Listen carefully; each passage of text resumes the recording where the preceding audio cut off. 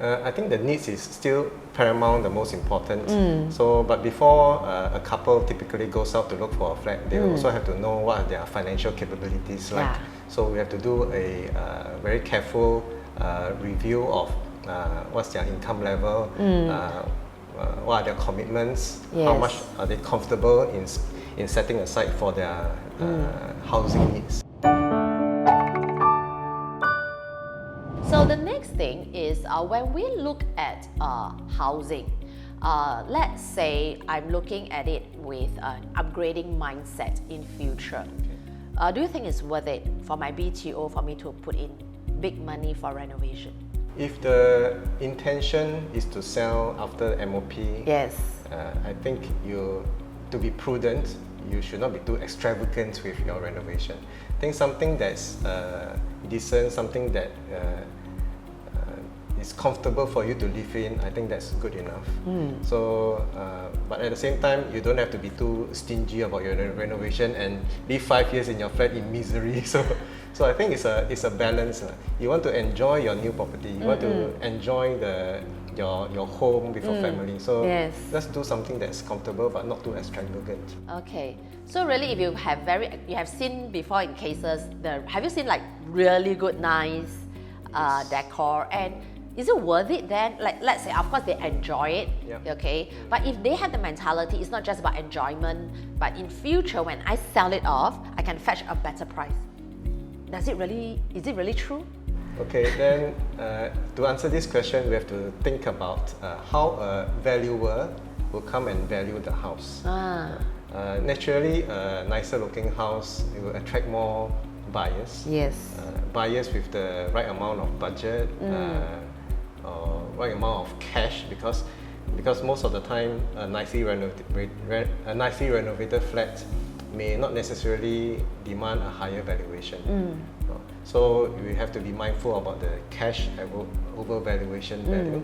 So let's say if a flat is sold at 800, but the valuation is only 600.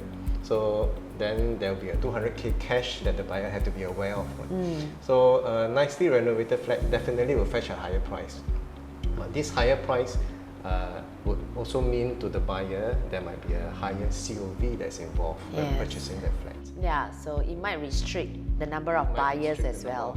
Yes, and you might not get back your renovation cost that you have actually sunk in. I would say that you definitely cannot. Cannot. Okay. Because when a valuer comes and value the house, they would look at the latest transacted values in that area. So that will be their baseline. I see. So if you have spent 100k on your renovation, they will not put 100k above what everybody is selling. So there's going to be some depreciation in your renovation. If there's something that's done very recently, like in 5-6 years time, there'll be plus points that will add to the valuation, but it's usually not much, incremental. Just not much. It's only incremental. Correct. Okay. So most important, like you mentioned, if you want to spend a lot on your renovation, I think it's fine if you can afford it. But most importantly, you must enjoy. You must enjoy the investment that you've invested into your house. Yes. Yeah. So be smart about it. Yeah. Balance it. Yes. And when it comes to financing, there would be two ways that we can finance. One is using our CPF, the HDB loan. Yes. The other one is using the bank loan. Now, what is the difference? And looking at the interest rate right now, okay. Maybe you want to give us some insights of how they should be financing their BTO. Okay. HDB's concessionary loan is still at 2.6%. So compared to the bank rates, it's still very affordable. It was very different pre-COVID. Yes. So things have changed quite a lot. So I think the consideration would be, which is a little bit indirect, because if you were to take a HDB loan, HDB will require you to use up all your CPF before they loan you the amount needed for you to make a purchase. Okay. So, which in essence, the husband and wife CPF will be almost totally wiped out. Okay. So if you have intention to invest your CPF monies or use it in other ways, then maybe a HDB loan may not be the best way to do. You could take up a bank loan, interest rates fluctuate, so Yes. it will not be high all the time. So if you were to take a bank loan, for example, you could determine on your own how much CPF you want to use first, how much cash, and how much loan you want to take. Yes, it's more flexible in the sense, but it also comes with less stability. Yeah, I think the enjoyment of a very low interest rate over the past 20 years, That's right. yeah, it's kind of over, but it may come back, we never know. Yeah, and right now you have to do the consideration and do your sums right of whether you want to take up a 2.6%, which has been a long time, more stable, and versus right now probably a 3-4% in terms of the interest rate. Yeah, so take that into consideration. Now, we have talked about BTO. Let's talk about, let's say, due to time constraint, I need to set up my family. I don't want to wait for a BTO, or I can't get the ones that I want ideally in terms of location. Now, we talk about resale. Yes, we can get resale flats as well. So what are the considerations then in terms of the resale? Yeah. And generally, is it really more expensive to get the resale versus a BTO? You're right to say that a BTO flat will take some time before it comes. So even in my personal experience, I got my second BTO in 2017. I just moved in last year, so it was a long 6 years wait before I got my flat. Wow. So those people who can't wait because maybe they are expecting a child, they need their own space, they don't have room to stay in their parents anymore, then they really have not much choice but to go onto the resale market because the time to get a house is a lot shorter. So we could be talking about 4-6 months, you will get the keys already. Yes. So one of the considerations is still the same. Your needs and your requirements will first come first. What kind of space you need? Do you want to stay near parents so that you have parents to support you when you're raising your child? Yes. I think that's important.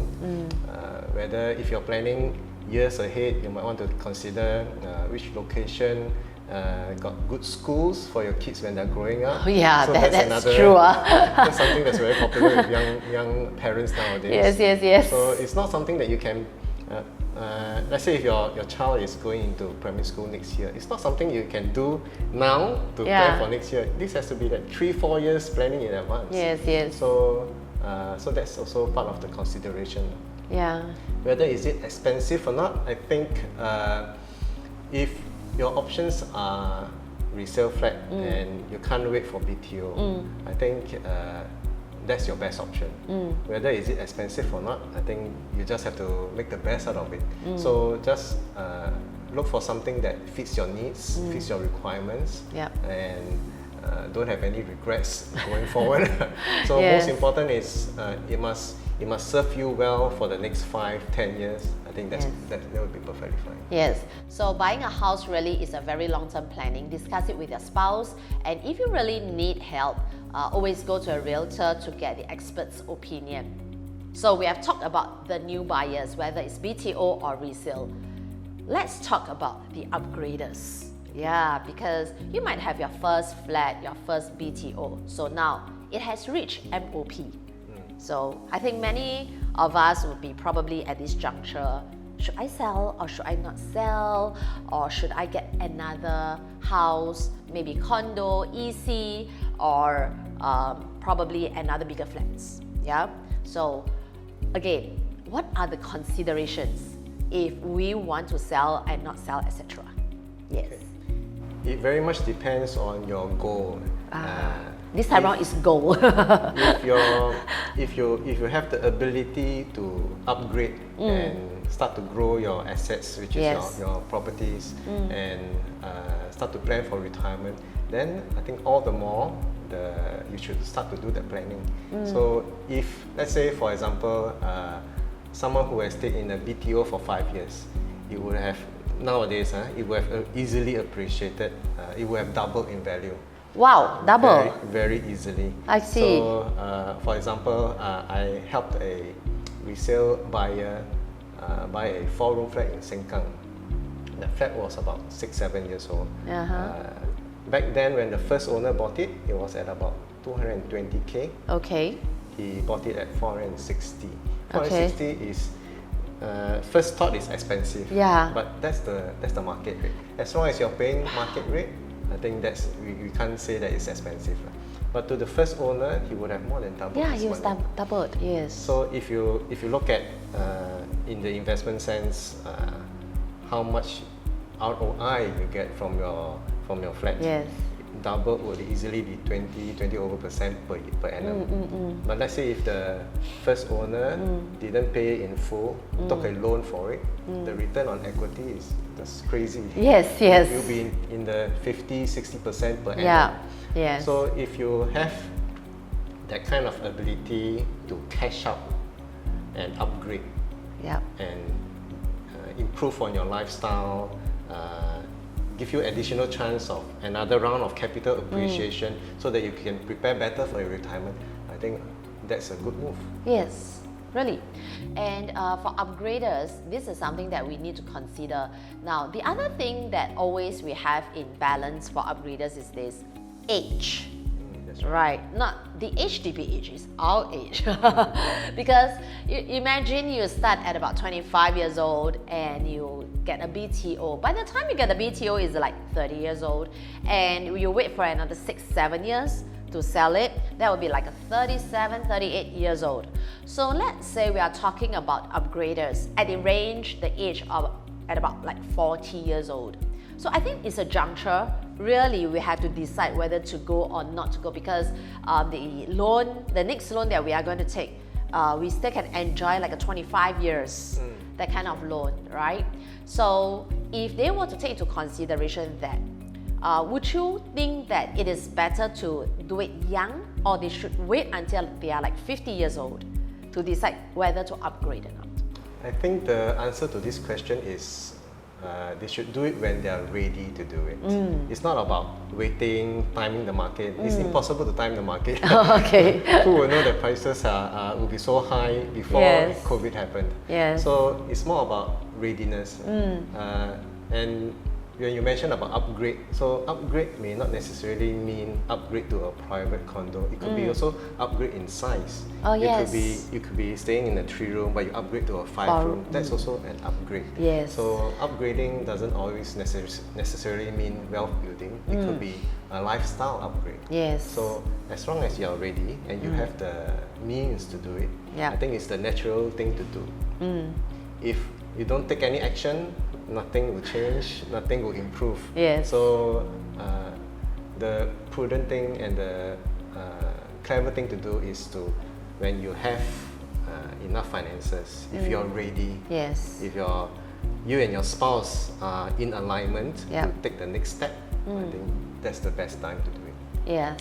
So when you talk about upgraders, yeah, we really need to think of our family needs. That's right. Because I've heard my friends talking about now they are in primary school, let's say. When you talk about secondary school, things are different as well. Because right now, probably you do not need your parents, your elderly parents, to take care of the children. They can be on their own. So you might be able to move to somewhere else and enjoy a bigger flat. Or you might move house because your parents are getting older. So instead of now being further away from them, you might need to move nearer to your parents in order to take care of them as well. So this is the part that we need to see in terms of needs versus our financials and balancing. So it's a lot of balancing act That's right. for this There's- upgrading. There's no one solution fits all. Yes, yes. So everybody is different. So maybe you can give us some case studies or examples which your clients, any special cases that you have seen before that you would like to share with us, or interesting cases that, wow, this could happen, in buying or selling of houses. Okay. Yeah. I think I'll just speak about the most recent case that Yes. I've assisted my Yeah. buyers in. When I met them, they had an intention to upgrade. Okay. So they had a 5 years MOP flat. They got a BTO 5 years ago. It matures 5 years in January, just passed last week. So they are planning to move on.